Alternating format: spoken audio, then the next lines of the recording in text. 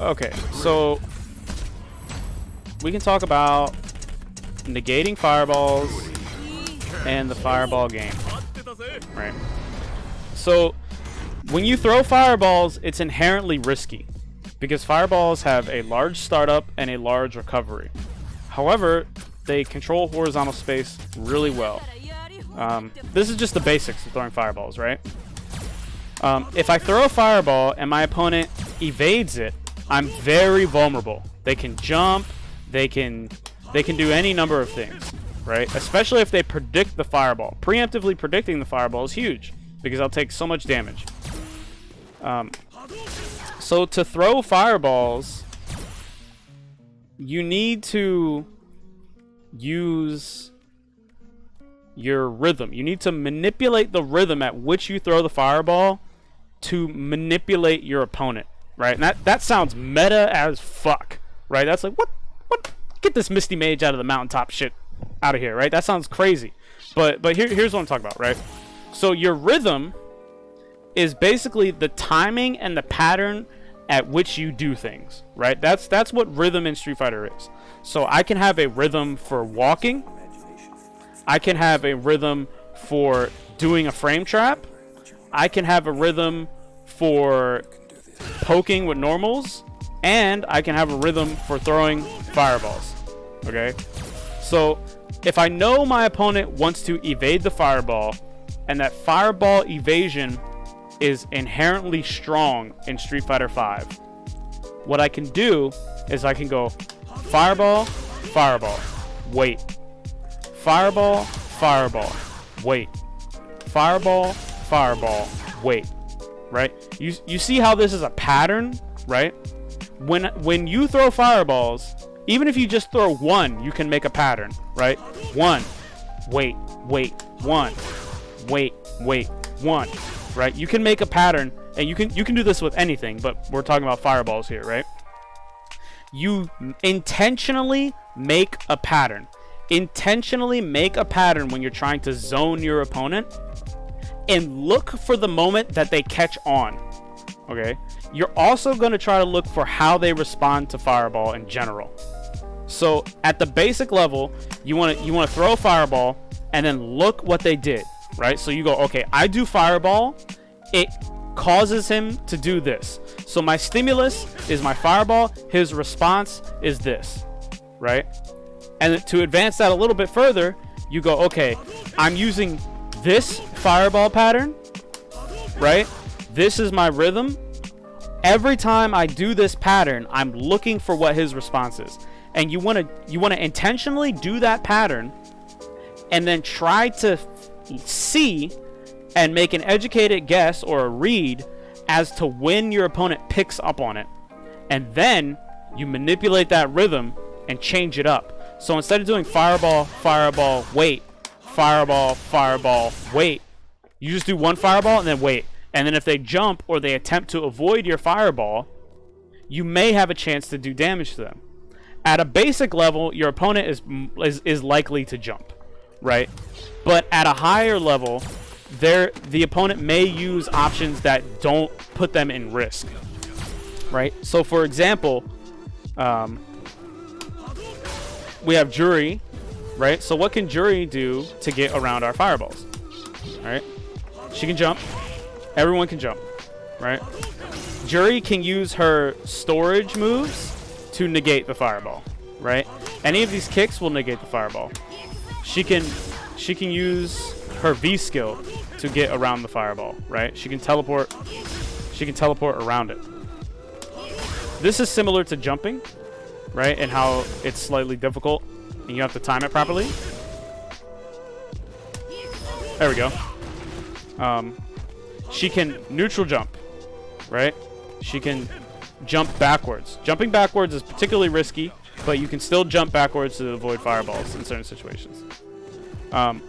She can block, right? So how many options do we have to avoid fireball here? Let's see. We have our kick moves. We have jump forward. We have jump back, right? We have our V skill. Then we have blocking. Right? So we have 6 ways to deal with Fireball. And a good zoner, a person who's zoning properly, is going to be trying to manipulate their Fireball pattern. They're going to be trying to establish this rhythm and then mix you up. This is a mix-up happening right here. Mix-ups don't just happen when you get knocked down. They're attempting to mix you up, right? So you, as a person dealing with zoning, what you need to do is think of these 6 ways. In this case, Jury has 6. Some characters have more. Some characters have less. Think of which of these 6 ways is appropriate for the situation, right? So, for example, if you're far away, sure, you could jump and not get anti-aired, right?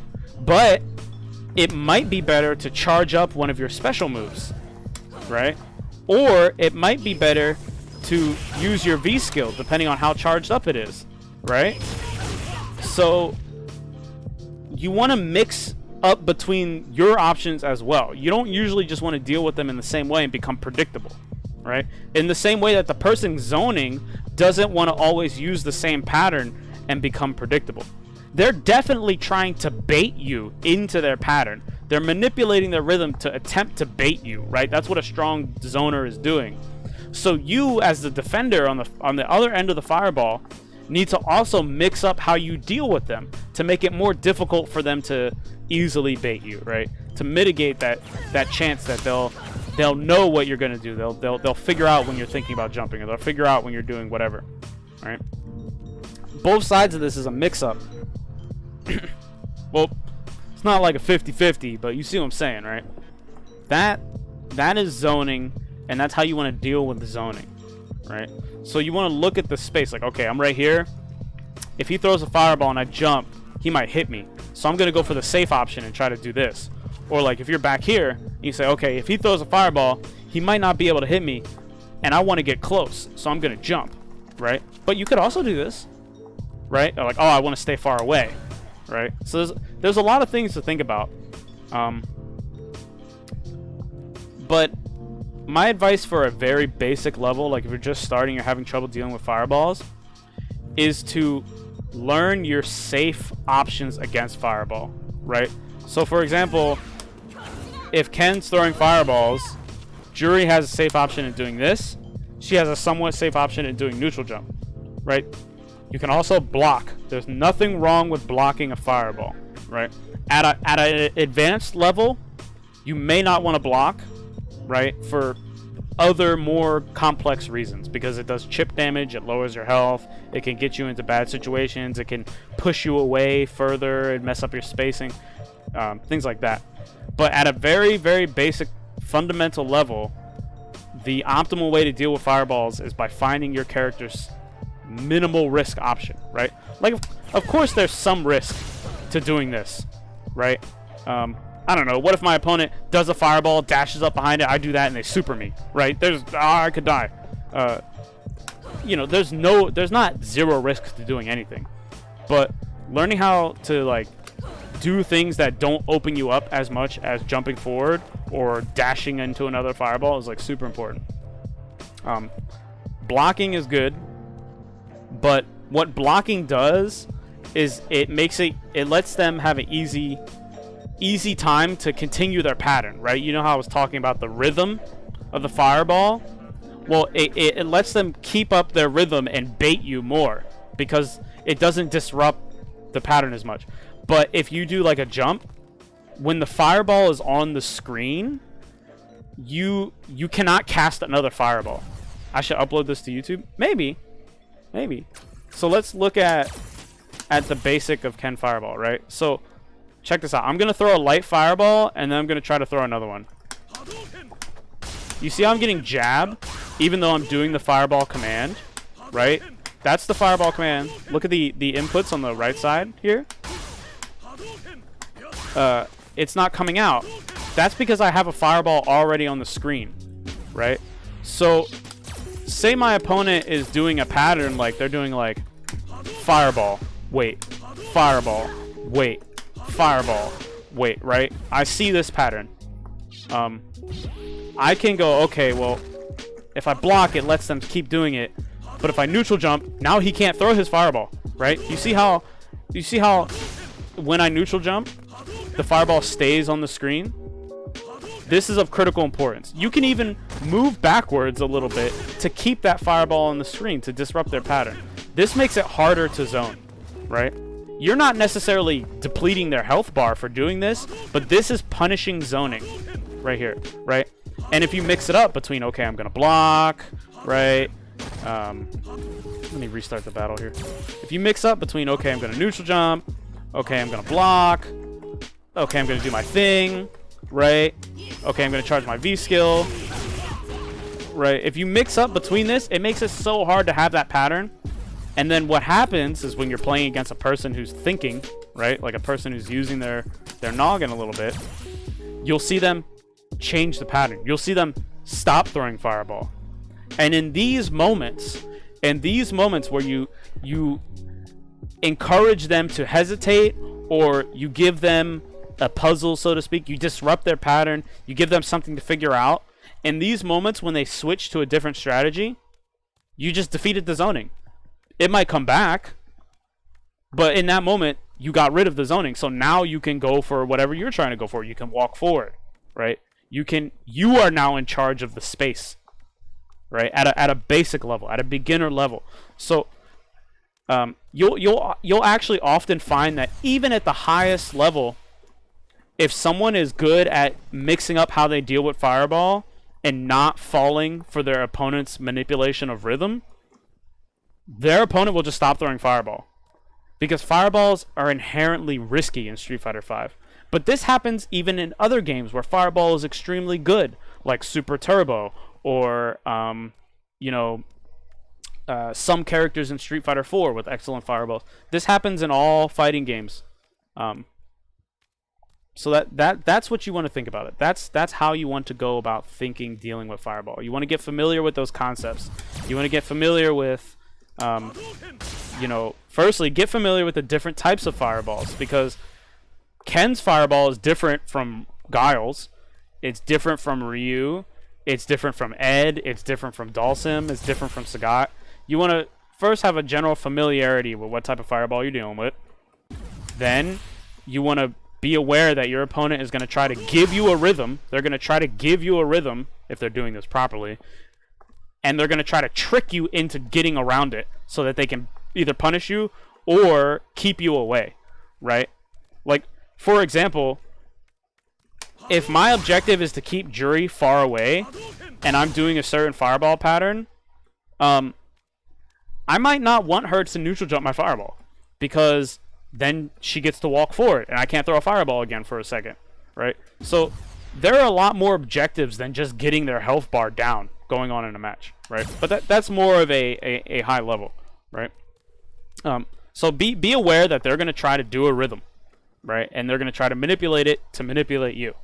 And you can counter that by mixing up your options of how you deal with the fireball. So get familiar with all the moves, all the weird things, all the different types of things your character has to get around projectiles, right? And when I say get around, I don't mean circumnavigate with movement. I mean negate the fireball, block it, neutral jump, use a move that goes under fireballs, use a move that goes over fireball, right? You don't always have to advance to defeat zoning. So once you start mixing up your options to deal with it, you can cause your opponent to try to enact a different strategy. And in that moment, because you're obviously paying attention to them and you're seeing what they're doing because you're dealing with their zoning well, right? In that moment, they stop throwing their projectile, or they change up how they're throwing the projectile enough to where you feel confident you can do something. You just defeated zoning for that moment, right? You just got rid of that, so that then you get to do your other strategy. All right? And now this is all easier said than done. This is very much easier said than done. And all of these things are happening seconds at a time, right? It's a very fast pace at which you're making decisions and handling things and reacting to actions and that. But that's the gist of it. That's what you want to do. I think I should upload that to YouTube. uh, yeah, so just try to think about those concepts. You know, try to get familiar, and don't if Street Fighter is a long haul, right? So if you're just starting out at Street Fighter and you don't know what to do, that's perfectly fine.